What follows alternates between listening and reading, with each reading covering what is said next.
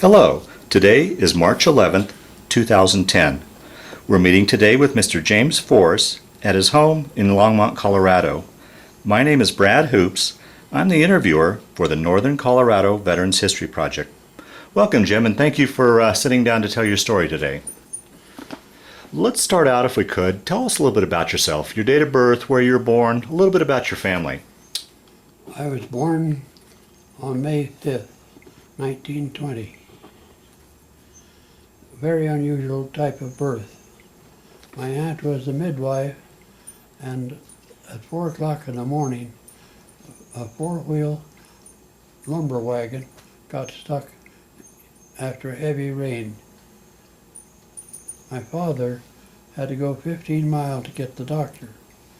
Time the doctor got out there, I had already decided to meet the world.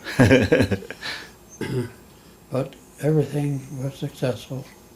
I grew up on the plains west of Gillette, Wyoming.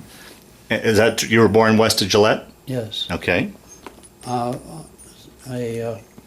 Wild Horse Creek. So Wild Horse Creek and Wild Horse come together. I started school, little old country schoolhouse, one room, one teacher, 6 pupils. The schoolhouse was not too well insulated, and it was a problem keeping it warm. Oh boy. But kids adapt, and that's what we did. Yeah. After graduating out of the 8th grade, I then went to high school in Gillette.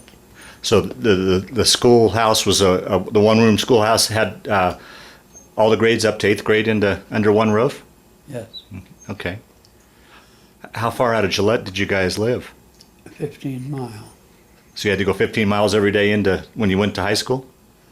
Well, we rented an apartment in the city, and that way we could be more convenient. Okay. Now, did you have any brothers and sisters? Yes, I had 5 brothers, 3 sisters. And where were you in that order? I was number 2. Okay. And my older brother and I, we used to scrap it out. My dad got kind of tired of that. I learned to be a pest. And my mother caught me teasing my sisters, and she decided that that'd come to an end. She threw me on my knees and asked me to ask for forgiveness, or she was going to feed me to the coyotes. Now, we had had a coyote in the chicken house that morning, so it was fresh in my mind. I believed her. So I performed, and the Lord's been with me ever since. I'll be darned. Wow. So you went up, you finished high school there in Gillette then, and Yes. graduated in what, 38? 1939. 39? Before we jump ahead in your story and get into your military experience, can we back up and ask you about one other major event during that time? Do you have many memories of the Great Depression? Memories of what? The Great Depression? Oh, yes, I do. Yes, my father had a lot of debts in the city, grocery store and so forth, and he took $26,000 to the bank after he harvested some flax. And 2 days later is when all the banks closed their doors. Oh. And he had those checks out. And my father and mother had to fight that situation. We had to grind our own grain, make our own cereal. We had to perform in a natural way. I've often thought of the Mennonites and what they have had to do with the struggle to keep their civilization afloat. Right, right. Then the dust storms came. So you got the Dust Bowl affected that area as well? Oh, yes. Yes, there was a lot of real estate moved from Wyoming to Nebraska, Kansas, Yeah. other places. Wow. Sometimes you couldn't see more than 150 feet. Is that right? It kept the nature's got a real situation of its own. Yeah, right. Wow. So moving ahead then, so you graduated in 39. What did you do when you got out of high school? Well, I, throughout the summer, ran a poison bait wagon for grasshoppers. Grasshoppers were destroying the crops. And we were paid by the county to run so much. We built dams. We were reimbursed by the county and so forth. Then after I graduated from high school, I decided I went down to college at the University of Wyoming. Oh, okay. And there I entered in engineering. My father wanted me to get into agriculture, of course, Mm-hmm. but I was destined to be an engineer. And so that's put in 2 years at the University of Wyoming. Then, of course, economics sometimes cause people to move elsewhere. I went to California, worked for North American Aviation. My position there was in the experimental flight department. I had picked up a pilot license while at the University of Wyoming, and so I was in hopes it would fit right in. Well, now, when you went out to California, had the war broke out yet? No, it had not. Okay, but And then Pearl Harbor came by, and we had to dig in and rearrange the factory and do a lot of planning. now, do you remember where you were and what you were thinking when you heard about Pearl Harbor? Yes, I do.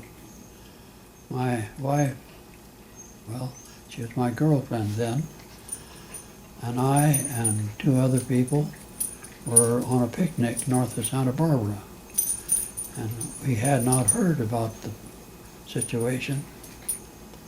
We came down to this small village, everybody was in shock.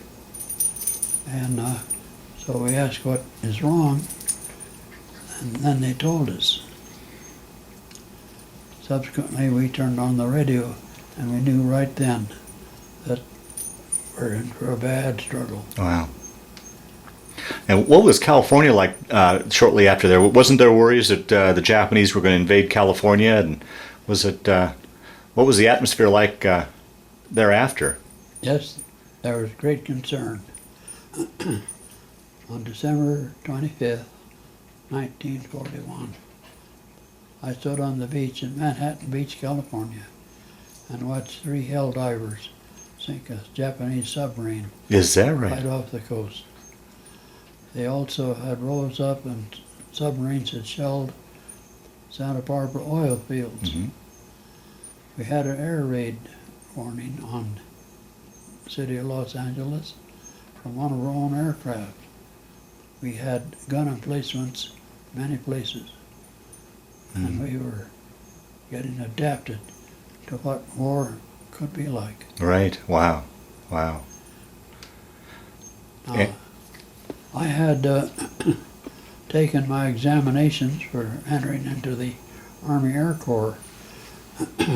What fixed me on that was, of course, dating back to 1936. My mother told me not to go to the airport where there was a barnstorming activity. Uh-huh. And my aunt ventured out there, and lo and behold, she saw me crawl out of an airplane. She told my mother that, and I got my Levi's adjusted. Well, being at that age, you're quite determined. So I went down to Lowry Air Force Base here and watched the activity on a Sunday afternoon. And there was a 047A observation plane come in, failed to let its landing gear down, and the prop tick tick tick tick down the runway. And the pilot realized what he'd done, so he pulled it up, had 600 horsepower at his command. I liked the noise. He come around and landed. And a brigadier general was the operations officer that day. And he came out to that pilot and he got him outside of the airplane and really dressed his pants down. Huh. I said, that's for me. Is that right? Huh? He walked back in, he had a Sam Brown belt and ribbons and so forth. I said, that's what I want to become. Well, now, while in California, you could have easily gotten an exemption because you worked in the aircraft factory, correct? Or I could have. yeah, but you were determined to get into the Air Corps, and Yes, that is right. And as a result of Pearl Harbor, they lost my records and we had to re-examine. And it was November 13th, a Friday, before I was ever able to swear in. that was November of '42. Then, Yes. okay. So you were sworn in November, and did you go right away off to boot camp, or? No, they had no provisions for us. So they held us, you go home and we'll call you. And on February 14th, Valentine's Day, I was called in, put on a train, and shipped from California to Buckley. Oh, is that right? Huh? We had no uniforms. We had civilian clothes. California was nice and warm. And we come up here, temperatures were down to 30s, 24s, so forth. A lot of people were getting sick. They divided us up, sent me up to Grand Forks, North Dakota, and they put me in school there. And we was up there for 5 months until we could go down to Santa Ana. And at Santa Ana, we went through a basic, that is pre-flight. Okay. Uh-huh. And then they divided us up, sent me up to Oxnard, California for primary training. Well, it looked very promising to me, but the instructor that I had was a civilian instructor, and he spent too much time in the bar, and he and I didn't get along. So in 2 hours light training time, he decided he was going to wash out Oh, this jeez. pilot. He already had a license. Oh, I could back up to when the day I swore in. The swearing-in officer's name was von Hindenburg. And I showed him my license, and he says, well, what did the little card we gave you say down there? It says PVT. I says, well, it's supposed to be a licensed pilot. No, he says, private, you obey your orders. So when the examination ride came up, I did a perfect job in the rain, and the Navy instructor who was checking me signaled to me and said, let's go upstairs. So we went upstairs, and for 3 hours we did everything he knew and things I knew.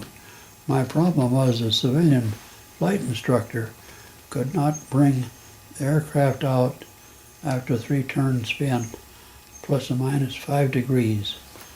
That was required for a license.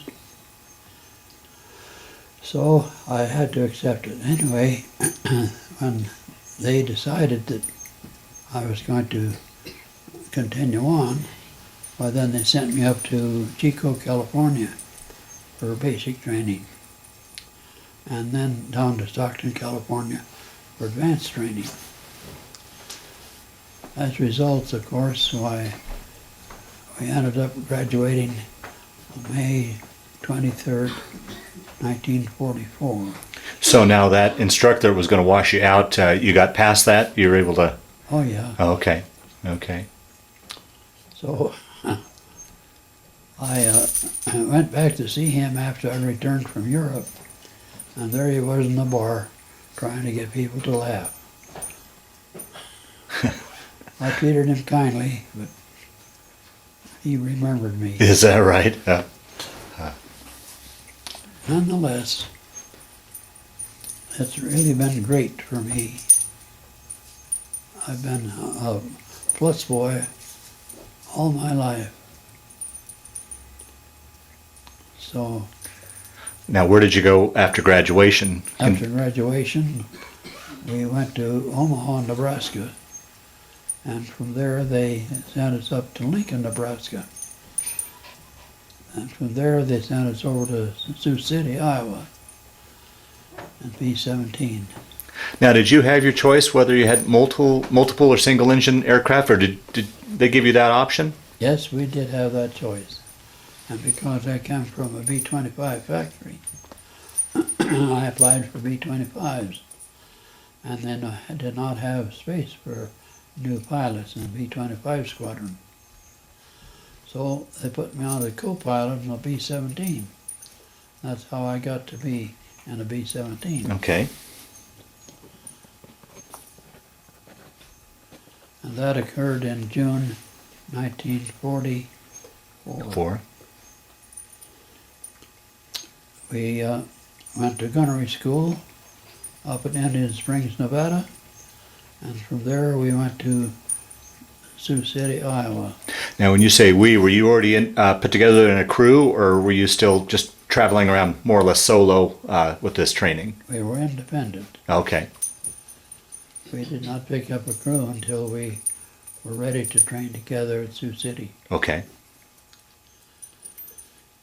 So after training at Sioux City, then we were given the pleasure of going overseas. Now, did you fly overseas, or did you take a ship across? I flew Flew? The northern route or the southern route? the northern route. Okay.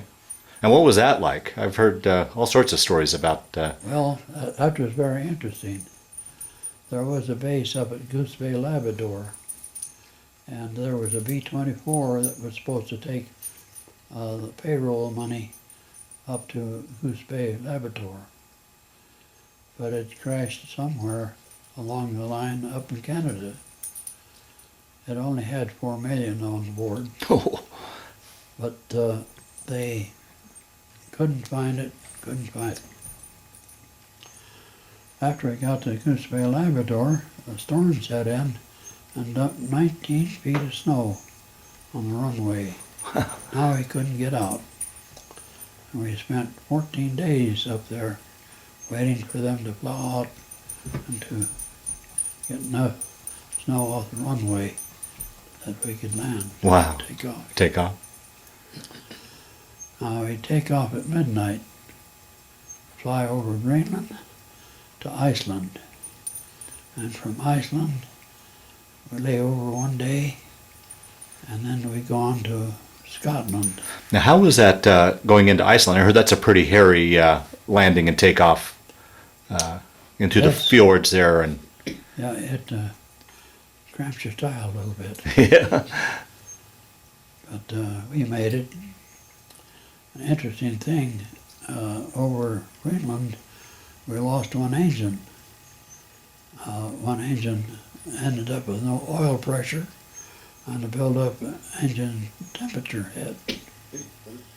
And as a result, we feathered it, but that slowed us down, and they thought that we had misnavigated. And so it sent 2 P-47s out to find us.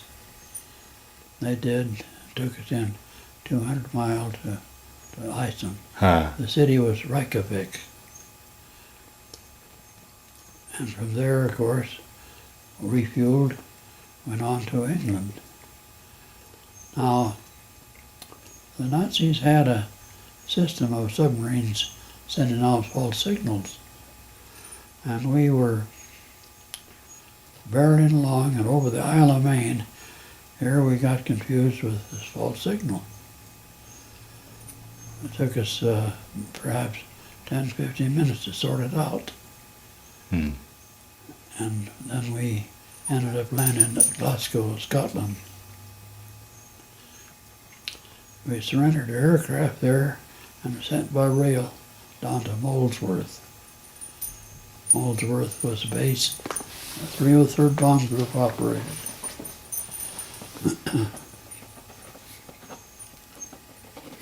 The 303rd Bomb Group, what was your squadron? The number of our squadron? Hell's Angel. And it was, what was the number? You remember the number of your squadron? It was a 303 Bomb Group. What was the, remember what the squadron? 359th Bomb. 359? Yeah. And we were known as the Hell's Angel Squadron. Hell's Angels, yeah.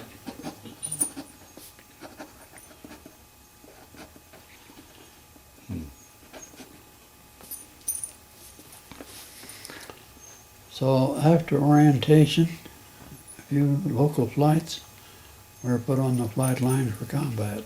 How soon after that before you landed? What was the time gap between when you got there and when you ran your first mission? We got there to just before Thanksgiving, and our first mission came on the 27th. Boy, that wasn't much time to get orientated and rested up, and you were no longer there and you're off to missions already, huh? Right. Oh boy, huh? They had a shortage. They'd had Some heavy losses. heavy losses prior Right. to that. Now, were you guys aware of the heavy losses the 8th was taking? Yes. Did that affect you, bother you at all? Did you think about that? That just how dangerous you guys were getting yourself into? Well, when you're ordered under military order, that's what you do. Oh, okay. Okay. So you ran your first mission on the 27th. Do you remember that first mission? Yes, quite well. The third mission, however, was more interesting. We were at 32,000 feet near Karlsruhe, en route to Stuttgart, and we were in a mid-air collision. Oh boy. One of the elements, you see, you have an IP, and you turn the aircraft over to the bomber, Mm-hmm. to the bombardier. Mm-hmm. And a northern bomb sight is connected to the autopilot, and it's up to the duties of the two pilots in the aircraft to set up the bomb sight input signal by adjusting the 12 nodes on the autopilot. Well, this one gentleman didn't have it quite set right, and we were down between the IP and the target. And the contrails were very heavy, and he came through the contrails, and he was right there. Oh boy. My first knowledge of it was that he felt the shuddering of the aircraft hitting our aircraft. And our ball turret gunner called to say there's pieces of metal falling off and floating away. And I had already tipped it up to leave the formation line. I turned the autopilot off so that I could take control of it. And in the process of it, the impact and everything, a 1,000-pound bomb came out of the bomb shackles, and the bomb bay doors were open So the propeller spun off. Oh, wow. The propeller on the back of the bomb makes it orange. Now it was ready to blow. It had hit the inside of the airplane, and the nose fuse, which was a sloppy, powderish-like thing, white, let's say like baking powder, was floating around the cockpit. And we had taken some flak bursts. There were sparks here and there. It's a wonder we didn't blow. Oh, boy. But nonetheless, we got it down 2,000 feet below the bomb line. We're now at 30,000 and tried to assess what we're going to do with this bomb. So we decided we had to go down to 16,000 because we all didn't have walking around oxygen bottles. So we went down to 16,000 and tried the bomb out. We also dropped the other two 2,000 pounders and two other 500 pounders. Well, it didn't end there.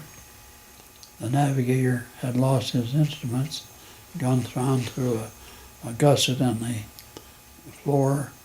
The dividers were gone. The rulers were gone. Had no way of making a calculations he needed. So I called WWII, which is an aircraft that would be up and near the channel that would give direction finding ability to people who got themselves lost. So this voice came back and said, eavesdrop by item, you called me in 5 minutes. I made the mistake and called him in 4 minutes because that's when the not the hour hand, but the minute hand come up on an even number. That error saved our life. Is that right? Because they said this radar operator, speaking perfect English, said, eavesdrop by item, steer 345, and called me in 5 minutes. So I felt I was being tracked. Come to find out that he was in Cologne, very heavy guarded with anti-aircraft and so forth. And I asked him for the password, and he failed. So I immediately turned to the left, and within 20 seconds he called me and said, you're turning. Turned back to now 355. I never responded. Wow. So we jockeyed back and forth until we got back over France. Then we went back to England. That was when we had gone to our third mission. Well, now, was there any worries because you had dropped out of formation that you're by yourself, that they could have sent up fighters to knock you out, or? Oh, yes. Yeah. Oh, boy. There were concerns. Oh, boy. And how was the operator? Were you still had control of the plane? There wasn't enough damage. You could still control the plane, or how damaged was your plane? We were able to control it by using prop setting on one side, prop setting on the other to counteract off of that. I'll be darned. And we were overdue back in England, so they had crossed us off and said, well, we lost one. They had lost 43 just a week before. Wow. And what about the plane that hit you? Did it go down, or did? No, he was able to get back to England. See, our number one prop, number 4 prop, cut into his left wing. Doesn't take long for something like that to chop metal up. Right, right. Wow. That was your third Call mission. that an entertaining day. What's that? That was an entertaining day. Oh, I'll bet. And you just visually flew yourself back to England? I mean, how did you manage to get yourself back to England? Did you eventually get a hold of that person you were trying to get a hold of earlier to direct you back? Yes, we did. And we were able to get our bearings. We had some concern about the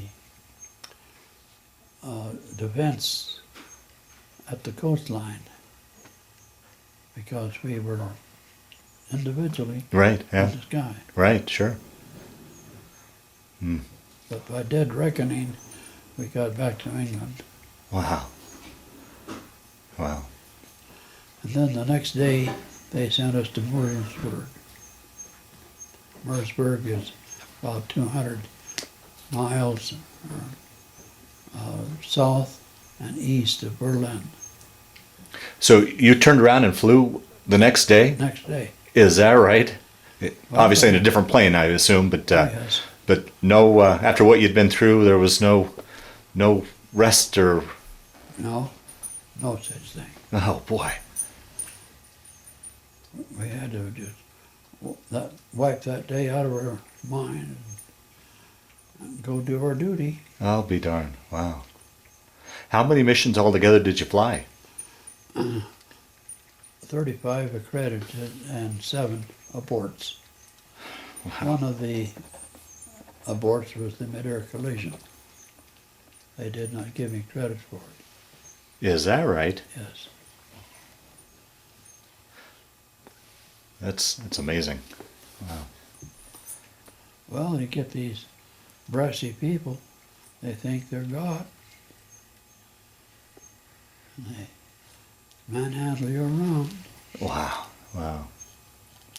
Let me ask you how for those of us that have never been in that kind of situation, I kind of see it as 3 different parts to a mission.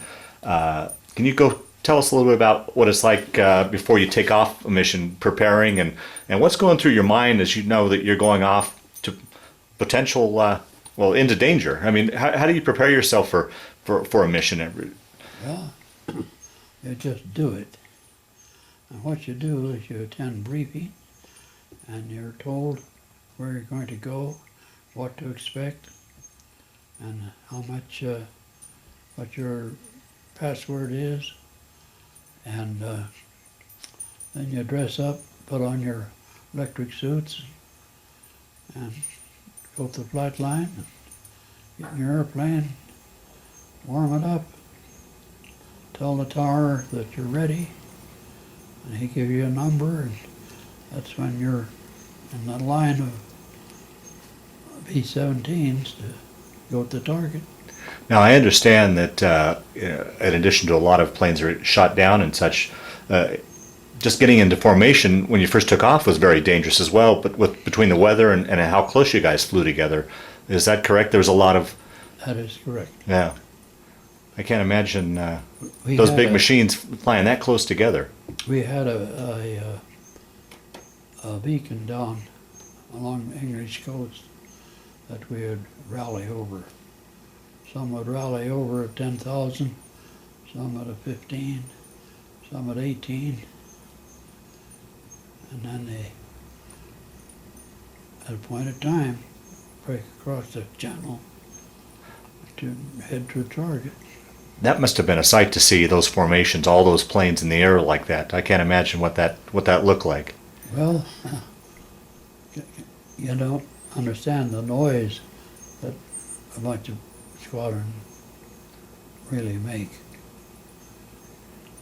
On February 3rd, there were 1,200 heavies Wow. hit Berlin in one day, all within 1 hour. Man. Now you figure that some of these aircraft up in the sky dropping bombs right through the formation. We've had that happen. Oh boy. So it all has to be calculated, and the discipline is all gained over the radio and by the squadron commander. Oh, wow. And now take us through what it's like to be in the thick of a mission. What are you thinking at this point when you're getting the flak shot up at you? And if you can explain to those that will watch us what flak is and what it's like to go through the flak. Flak is caused by anti-aircraft guns sending a projectile up, and it'll explode. When it explodes, it shatters the casing. Sometimes it's several inches thick, and the powder that's there appears as a black puff. And that's just full of shrapnel and steel, that balls and whatever that are thrown, that you fly into. And Yes, that is right. Sometimes those pieces of flak are expanded themselves and falling down. You can bust the windshield, run into them. The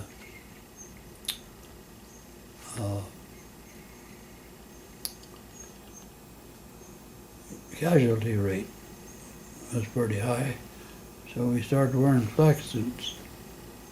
They're composed of little steel web things that fit over your body. They weigh about 30 pounds. And remember, now you're at altitude. You're not under pressurized conditions. right. You have an oxygen mask. That's where you get your air.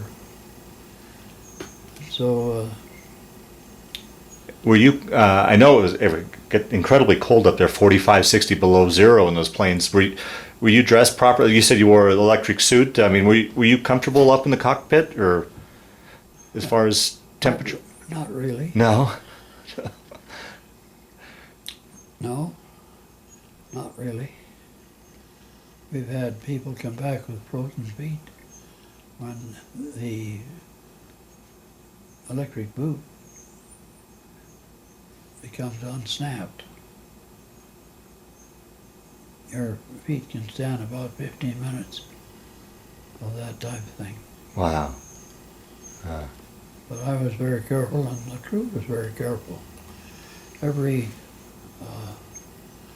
few minutes, I'd call for an oxygen check, and I'd report tail, waist, right, tail, left, ball turret, so forth, and know that the oxygen was correctly being distributed. If we pick up a hit in one of the oxygen systems and we lose the oxygen there, they have to transfer over to the other side and pick up their oxygen line. Of course, that reduces the number of hours we can remain at high altitude. But you have to accept things. Wow. Well, and then it leads me to the last part of this long question. Coming back home from a mission, and now you're back home, you're on base, and you're laying in bed at night on your cot. Do you ever relate, now that it's quiet and peaceful, how do you decompress? Do you think about that day's mission? Were you able to, I mean, I guess all in all, how did you deal with the stress? I mean, it seemed like a very stressful situation the whole time you were there. How did you deal with that? It is stressful. The first thing they would do when you got in was they'd give you 1 ounce of whiskey, and that would calm your nerves a little bit. Now remember, you've been under that stress for about 10 hours, 11 hours, and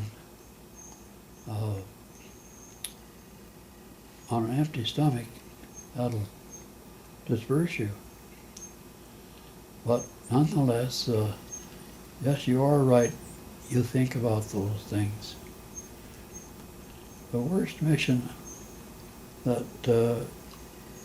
caused me to think deeply about that was the destruction of Dresden. You may have heard about that particular event. Now, Vice Admiral Harrington, an English officer, he had lost his wife in the Coventry raid that the Germans had pulled on the Coventry. And I think he wanted revenge because there were 3 territories were ordered to come to Dresden because the Russians were only 20 miles away. And then at that particular time,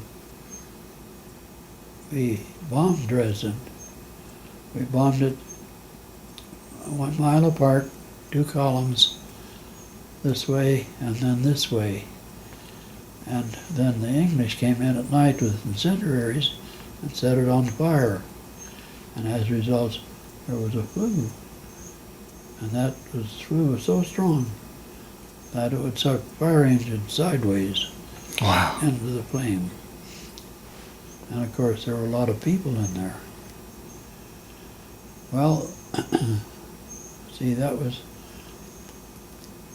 February 13th. February 14th, 1945, I observed as we were coming back from a bombing raid, a Beaufort 40 British aircraft streaking down across the refugee line, machine gunning them. Just slaughterhouse. Wow. And it was reported by the London Times that there was 890,000 killed that day. Well, and it's unnecessary. The Russians could have taken care of the whole thing. Yeah. Then the blame would have been on them. Yeah, right. But Harrington did not get his night shift. And that's one of the things I think he was wishing to get. Yeah. He died a broken heart. Wow. Did you ever get used to the missions? I mean, did it ever get to be routine, or was every mission, were you just as scared or worried as every mission you went on, or over time did it become commonplace for you? It never became commonplace to me, nor members of my crew. They, we all buckled in, did what we had to do in a disciplined, well-mannered way. What would you do for between missions back at the base for entertainment, for relaxation, and such? Well, there were no such things. We would go on black leave after every 6 missions. I had an aunt who was a doctor in agronomy, an exchange teacher with England in 1939. And she was on the last train to leave Berlin to Warsaw before they got into that one. She escaped up through Sweden, Norway, and crossed the North Sea in a 19-foot skiff. Wow. February. And she had a lot of people in the hierarchy of the English educational system that she wanted me to look up and introduce myself. So you would do that on your free time? That was my activity at that time. Wow. And did you ever take, I imagine part of that time, would you take passes and go into London and such? And We did. and was there still a lot, I imagine London was still pretty damaged from the bombings? Yes. And the V1s were quite active at that time. Oh, okay. And then they graduated into the V2. The V2 is much more devastating. I was about a half mile from when a V2 landed, Oh, and you could just feel the air pressure. As a matter of fact, I just stepped out of this one, a little gift shop, and here's this baby carriage and a woman's hat came floating up the street. because there was enough air pressure underneath, kept buoyancy. Wow. Wow. But if the German High Command had just coupled two of them together, they could have put it in orbit. And had they have done that, they'd have captured the acute interest of everyone in the world. Yeah. Because there they were. They had something in orbit. But they didn't do it, thank God. In any of your missions, did you ever come in contact with the new German jet airplanes that they started to send up towards the end of the war? Yes. They're known as the ME-262. Mm-hmm. And the original engine of the ME-262 would provide for a speed greater than they have today. Today they have one that'll cruise at 585 with the old engine, which would take more fuel. Then you could develop speeds up to Mach 1. And see, it was March the 20th, 1945, at 1 o'clock in the afternoon. We took off for Hamburg, Germany. And we got to the target. We were diverted to, from the factory, the ball bearing factories, we were diverted to the railroad. And the railroad was shipping prisoners of war between the boxcars and materials, so we would have a hard time getting material destroyed. Mm-hmm. And we were headed back. I was about 70 miles away from Hamburg when these 17 262s hit us. We were at 30,000, I forget, maybe 30,003 or 4 feet, maybe 35,000, I forget. Mm-hmm. The rate of closure was so great. Our gun ranges were set for 600 mile an hour closure. And they were coming in at 1,300. Had no chance. Wow. So the squadron commander, he called for separation and evasive action, which meant this way and that way, so that they couldn't, at that speed that they were traveling, zero in fast enough. Now they had 4 20-millimeter cannon in the nose, and they could just saw off an airplane wing, one sweep. I've seen a couple go down just from one aircraft making a sweep. Wow. But in the process, one of them got on my tail, and he was joined by another one, and so I peeled over with much as I could and slipped down as though I'd been hit, and I spiraled down to 20,000, and I was doing around 425. The tail was supposed to come off at 400. Oh, jeez. But I had to push it to get away from the metalsmith. And then a sinking feeling came over me, and I knew that the time had come, that I had to get into those clouds, or we'd have had it. So I told the crew, it says, you may lose your life today, but not your soul. They can't take your soul. Oh, wow. Oh, wow. So I got down, I turned left. There's just a voice that told me, turn left. So I turned left and stayed in a cloud, flying a triangle for 30 minutes. By the time that exhausted, why, the fuel supply in the ME-262 would have been expanded. and so I felt rather safe then.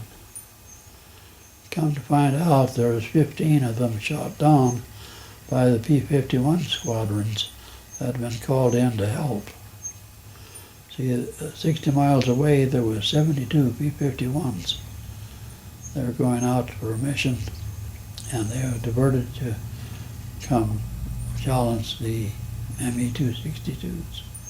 Hmm. Wow. There were airplanes all over the sky. Yeah, just must have been a sight. I can't imagine. What? So that was my last raid. I finally got back to England. That's my last raid. That was your last mission? Right. Oh boy. What was it like as far as your living conditions on the base? Were you pretty comfortable with in your Quonset, and how was the food and such your living conditions? The food was good.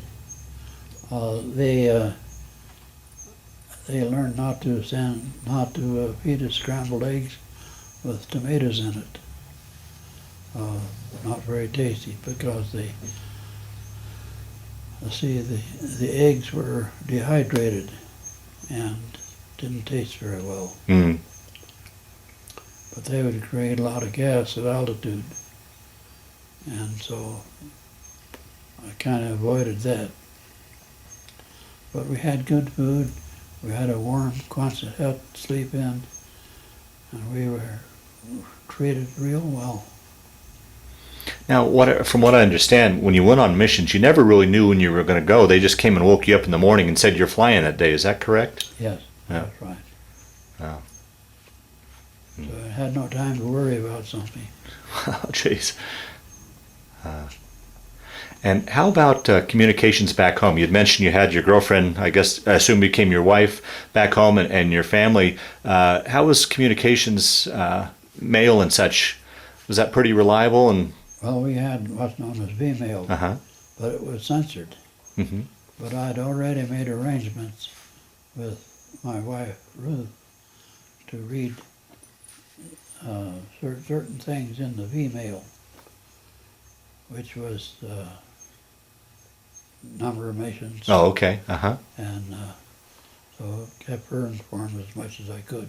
Now, did you and Ruth get married before you went overseas, or was she still a girlfriend at that time? Yes, we got married in 1942. She stayed with me 61 years. Wow. Did she and or your mom, once you got back after you were home, did they ever talk about what they were thinking, what they were going through, knowing really with the being censored, really not knowing truly where you were at, and did they talk about how they dealt with you over there in the war, or not? Yes, they did. Prayer is a wonderful thing. Yeah. Wow. On the day of the mid-air collision, Ruth wrote me that they felt that the particular day was a tragic day, Is that right? which was December 3rd, 1944. I'm sorry, December the 11th, 1944. Wow. Wow, that's amazing.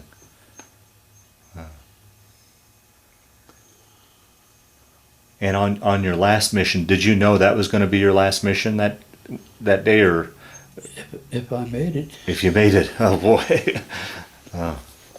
So that must have been a wonderful feeling once you guys got back back at the base, knowing I made it. I completed my missions. I've made it through this war. Was there any sort of celebration, or you remember that day once you got back home to the base? well, when I got back to the base, it was on the final approach, and one of the crew members was so joyful about that he shot a red flare. That was a call for an ambulance. Oh boy. And because he did that, he got restricted for 6 weeks after he'd finished his mission. That was painful. Oh wow. But it ended up that the base commander joined them and they went down to the railroad station to send them off because they had heard that I was going to report that issue to the Pentagon. And I would have. Yeah, yeah. Yes, we did celebrate. We talked about things. I've visited all of the crew members in the past term of time, and only one crew member remains alive today. All the rest, So through the years, you guys have kept in touch, and I have. Yes. have you ever? Has there been any sort of reunions, either with the 303 or just you're playing individually, or? Yes, there are some be able to financially afford the reunions. I've traveled the United States from one end to the other with these reunions.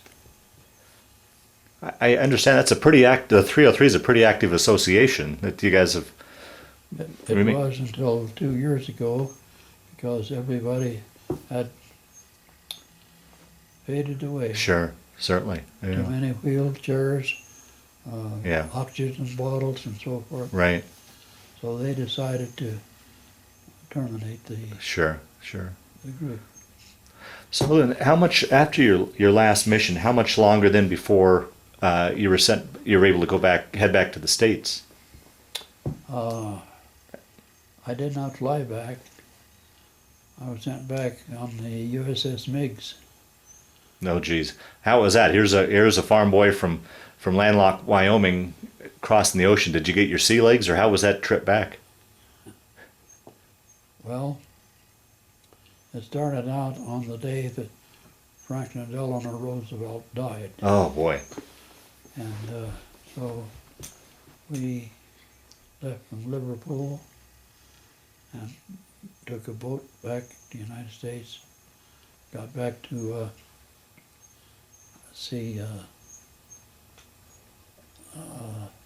I forget the place we landed, but then they put us on trains. As soon as they reestablished the number, names, and so forth, they put us on the trains, and in 2 days I was down here at Fort Morgan. Not Fort Morgan, but Fort Logan? Fort Logan. My own father had been discharged from Fort Logan. Is that right? That was back in World War One, yeah. And then I went up to Gillette by rail. What was that reunion like when you finally got home? Do you remember coming home? Oh yes. Yeah. The wife had the pleasure of presenting me with my first co-pilot. Oh boy. The boy was born just after I finished my missions. Is that right? Yeah. Wow. And then we were sent to California for reassignment. So at this point, even after all your missions, you didn't have enough points to get out. You still had to stay in. You weren't discharged, huh? I was not discharged.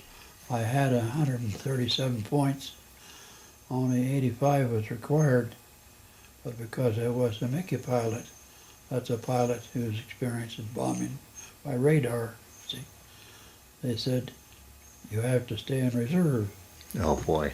So I stayed in reserve. Was there any worry or any concern that you might be shipped off to the Pacific Theater? Yes, there was. So they put me in, first in ferry command. Now that is when you ferry aircraft back and forth where they required. Aircraft was coming into the East Coast so much that the bases in the East were overcrowded with aircraft, and so for about 2 months why I was in the ferry command. And then because my accuracy in meeting my ETA, which is the estimated time of arrival, they decided to send me to instrument school. So they sent me to Lubbock, Texas for instrument training. subsequently, that's where I got my instrument instructor's license and so forth. Then because my pilot license dated back to 1940, they said, well, we'll give you a 4-engine aircraft, a DC-4, and we want you to start picking up the wounded from foreign fronts, from prisoners of war camps, so forth, bring them back to the United States into the hospital. It's unbelievable what men will do to men. Oh, boy. When they pick them up from these prisoner of war camps. So you were back over in Europe then? You went back to Europe? No, I've been to Japan. Oh, you went to the Pacific Theater. Yeah. You did go to the Pacific Theater then. Yeah. And then after due time, I decided to go back to school, get my master's in electrical engineering. So I got out, went back under the law. The employer that you left had to re-employ you, and you can't feed a family on $199 a month. Escalation had risen too much, so I was with them for just a couple of months, and I started to work for contractors and build up enough money to go back to school. Did you take advantage of the GI Bill as well to get your master's? Yes, I did. I started to. I went back to the University of Wyoming, and then I was back there 2 quarters, and the Korean War broke out. Oh, jeez. They captured me as one of the new people, and they inducted me into Warren Air Force Base up at Cheyenne, a non-runway, non-aircraft place. Huh. So they had me in director of installations because I was construction-minded. And from there, they sent me to Korea. We were trading real estate at that time. And I was supposed to go up to Seoul, but they diverted me down to Daegu because there were so many hidden spies, other people in the peninsula, because they had landed at Incheon and cut off Mm-hmm. 250,000 soldiers in the Korean conflict. So, but you were in a non-flying capacity over in Korea? Yes. Huh. None of your previous... Hurt my heart. Oh, I'll bet. But you do what you're ordered to do. And so then they, after that was over, oh, by the way, I was in charge of 18 air bases. I worked for a 4-star general, and my duties were the utilities for the air bases. They were spending $50 million a month on those 18 air bases. I realized that was too much money for what is being done, so I cut off the money. That brought enemies, of course. Sure. But I turned the money back on in 3 weeks. I started doing more work with 10% of the money. This did exactly what I wanted. I wanted an OSI investigation that came out of Tokyo to find out why this was happening.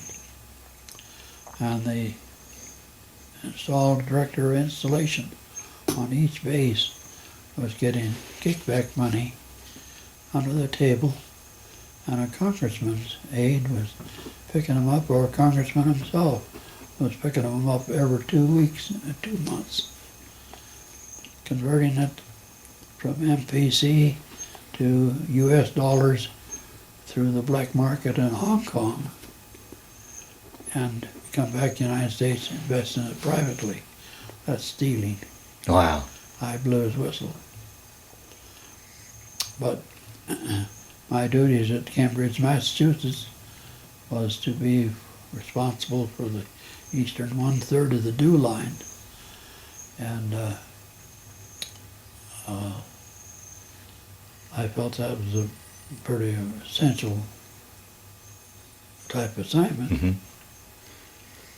But who should come in to be my personnel director but one of those court-martial colonels. So I went down to the Pentagon. I looked at my record to see if there's any blemish in it, and I had a 5.9 average. 6.0 is perfect. Is that right? Yeah. And so I didn't concern myself too much. I explained to the investigating officer what was happening. He said, well, you leave the service for a year, come back and get your master's, and we'll get you back in. So taking him as a word, that's what I prepared to do. So I went back to the University of Wyoming, and in 3 months' time, thereabouts, I got this certified letter from a base in Cambridge dismissing me from the Air Force without benefits. So, you know, you can't beat God's wonderful way of doing things. In the meantime, I was willed 20%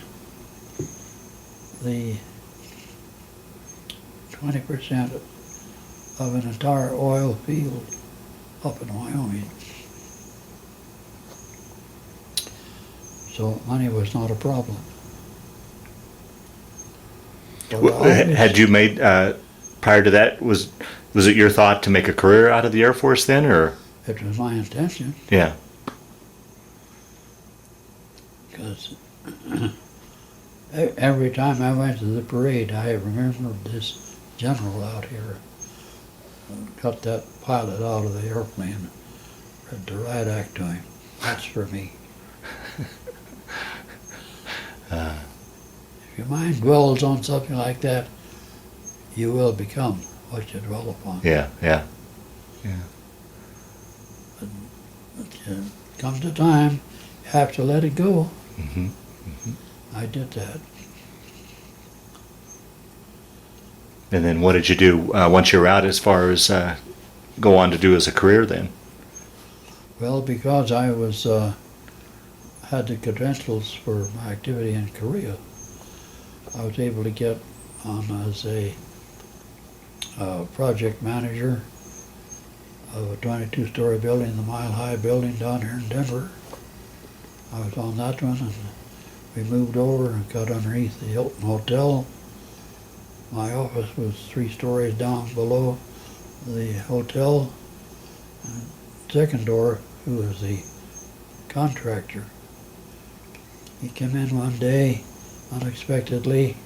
We had a meeting of contractors on Friday, and I put up a sign. I had a sign put up, nursery room, because all they had was complaints and crying. He came in, he saw that. He says, well, he said, who put that sign up?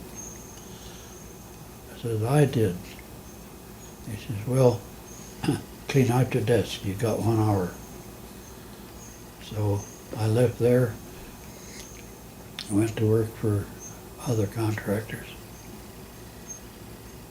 But life was great. I don't have one single moment of worry. It's been great for me. Oh, wonderful, wonderful. Attitude is one of the most important things you carry. Mm-hmm. I could have sunk my head in tears if I'd wanted to from what had happened to me. Many events happened in Korea that would amaze you. I built one of what is now the largest air base on the Korean Peninsula. Is that right? Yeah. So I've swung some trips around the block in my time. You sure have. You sure have.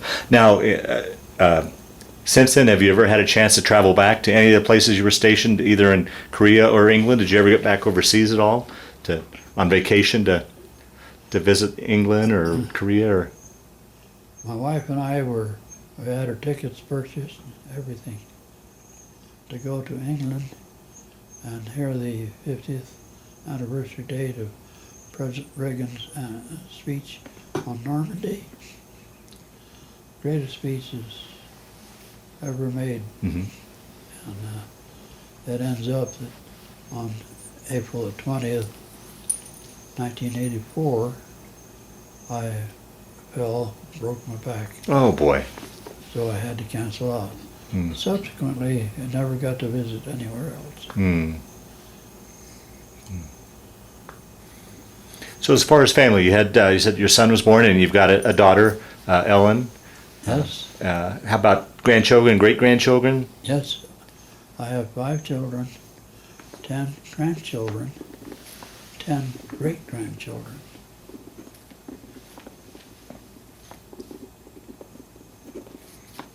And you lost Ruth 5 years ago. Is that correct? Lost her on the 31st, December 31st, 2003. Okay.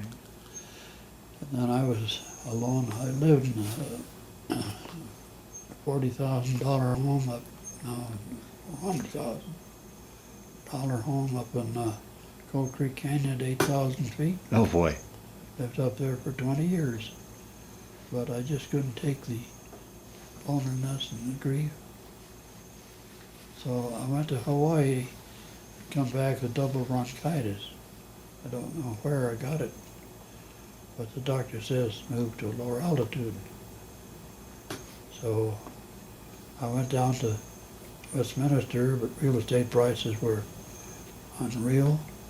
I moved up Longmont near Ellen, saved myself $100,000. So that's my story. And that's how you met Ellen, your wife now? You met her in Longmont? I met Mary. Mary, I'm sorry. Mary. Yeah. I met her at the Y in Longmont.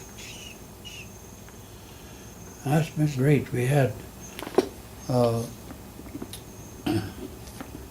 occasion to have the Y ask me how I ran into her and so forth. And I made up a story about Cupid, etc., and what he does. And then I made an amplification of the values of going to the Y on the last paragraph. As results, they got someone from Phoenix to come up here and photograph both Mary and I and put us on the front cover of a magazine. Is that right? Wrote a story on the inside. uh, And then, of course, Times Call has run 3-4 different lessons or different articles on us. Well, Jim, we'll start to wind down this interview. Is there anything I didn't ask you that you wanted to talk about? Any stories you're remembering now that you've left out that you want to talk about to recap this? And I'd open it up to you as well, Ellen. If there's anything that he's talked about that he's left out, so that we make sure we've pretty much covered everything in this interview. Well, we've initially covered everything. Okay. Anything you'd like to add, Ellen? You've done pretty well. Good, okay. Well, the last question I always like to ask before we close it off is, how do you think that period of time, your war experience, how did that play a part in your life, affect your life, change your life, or did it? Was it just simply just a chapter you went through? How would you answer that? No, you just don't go through things like that. Yeah. But I will say this, that happiness is determined when you can make others more happy than you are. And happiness in my lifetime has been the legacy of my children. Because I've seen their children grow, become educated, and have children of their own, They give me great-grandchildren. We have family parties once in a while. We have a wonderful time. Yeah. Yeah. Well, very good. Well, Jim, I really want to thank you for sitting down to tell your story today, but more importantly, I want to thank you for your service to our country. Well, thank you. It's just my duty. Well, as I had previously indicated, I went overseas as a co-pilot. And the co-pilot sits on the right side. He's responsible for the operation of the engines. The pilot is here on this side, responsible for the guidance, taking instructions from the navigator. So, in due time, of course, I was given a crew of 10 people, and I sat over on this side, and this is where I spent most of the time, on this side. On the left side. Left side. So were you a pilot through most of your missions then? Yes. Okay. This is the throttles, and this is the pitch control of the propellers. Propellers, you can change the pitch on the propeller in flight so that you bite more air or less air. You have gauges that'll tell you how much mercury, inches of mercury is being pulled in the carburetor, and so forth. This is the gyro. That's a directional gyro. This is a horizontal gyro.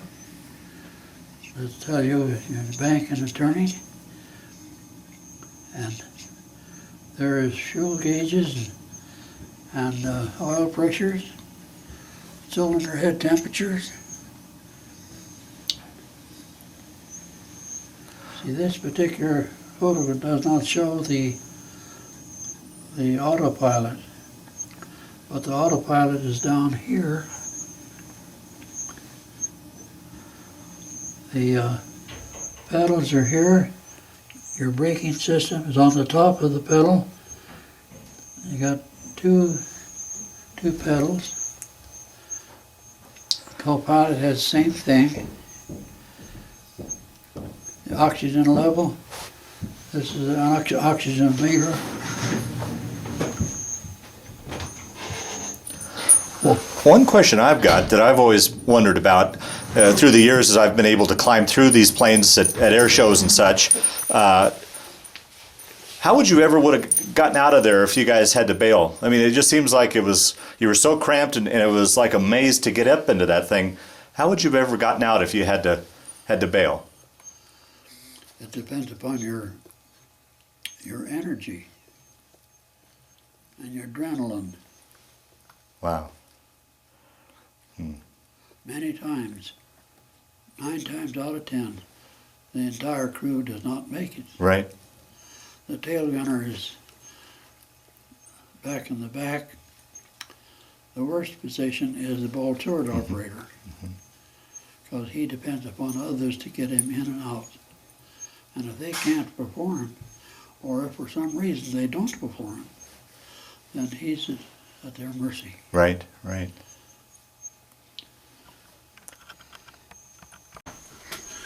This picture is the same thing as a mural in the Smithsonian Institute, Washington, D.C. It's 26 foot high and 52 foot long. Is that right? And I was there, I'd flown in there and I was looking through my logbook, and I was checking to see if the tail numbers on the mural was correct. The tail numbers are right here. And the guard stepped up and says, "What do you think you're doing?" I said, "I'm checking to make sure that those numbers are correct." "Well, we never had anybody in here doing that." I showed him my logbook and he says, "Uh-oh, pardon me." I came back 10 minutes later with this picture, presento to me. Is that right? Smithsonian. I'll be darned. There's a picture of my crew. This is a picture of Daddy's Delight. That's the famous name that the aircraft was given to. Code number of it on the old Thunderbird on the mural picture was the one that we had the mid-air collision with. This is the one that I threw my last mission with. This gentleman is the gentleman that I first went overseas with when I was working as a co-pilot. I am in the center of that. This gentleman is a navigator. This gentleman is a tail gunner, a waist gunner, a bombardier nose operator. This gentleman is a waist gunner. And this is the engineer. And this is the radio operator. The radio operator disappeared after he came back to the United States. I don't know where he went. But you kept in touch with everybody else, huh? With everyone else. Is that right? This is the gentleman I talked to 2 weeks ago. That's really frail. Uh-huh. Time goes on. Sure. This is the Army Air Force Air Corps Training Center. Issued me a diploma as a airplane pilot. This is a 303rd Bomb Group Distinguished Service Award. This is the award that was given to me by a three-star general 51 years late. To those who wait. And these were the wives of Yeah. those that went overseas? Unfortunately, Ruth is not in there. Okay. So this is your nose with the nose art, and Daddy's Delight's the name of it, huh? Yes. And how many missions did you fly in that? Do you remember? Oh, I flew about 20, 25. Okay. And you said you didn't know how Daddy's Delight got named? No. This is a composite of many different aircraft, different people. We also have one where we were visited by Queen Mom, Queen of England. Is that right? Her picture is right here. So that's the Queen Mother there? Yes. You had a chance to meet her? Or No. see her? I saw her, Uh-huh. but security reasons why we were back quite a ways. Sure. This particular picture shows a train crossing the bridge, and under magnifying glass you can see pieces of concrete flying off the bridge girders, fall into the water. There's a river here. So that's really more or less your view from the cockpit then, huh? Yes. Can you go through that again, Jim? This is a picture of a normal day combat taken the 16th December 1944. This is a picture of what's left of vapor trail of an aircraft falling. Another one where an aircraft is falling. This is the bomb release point. That must have been an awful sight to look out your window and see planes Yes. going down. And here, 2 aircraft were destroyed by Focke-Wulf 190s, which were attacking us that day. Jim, tell us a little bit about these here now, what you're showing us. These are maps of Germany, made about 1940. You can't soak them off. You can't put salt water on them, and they don't fade. And they're made out of cloth, is that right? Yes, they're made out of cloth. And let's see, different places here. This is a castle. This is Brandon Swadden.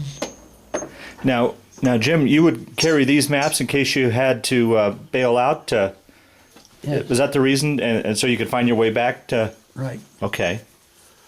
See, they made so much in detail that you can find your way back. This is the city of Hamburg.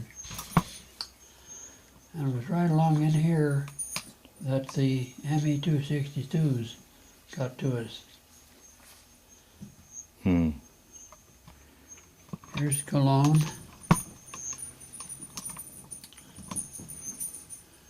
Magdeburg, Rawson. Various places. They go clear over to Poland. And they're double-sided. And this is the other side. Yes. This is Warsaw, Poland here. But you can work your way at night around certain roads and hide in the daytime. And it gives you an opportunity to escape. Did you ever do any missions that far east? Yes, I got to Peter Mundy, which is a rocket heavy water plant up near Danzig.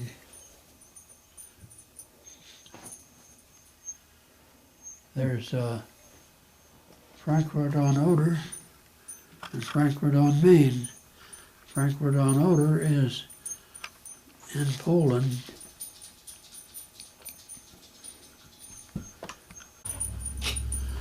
This is a picture that is now off my office wall. What? Shows myself as captain.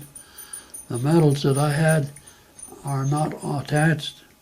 I had 5 rows of ribbons. When was this picture taken?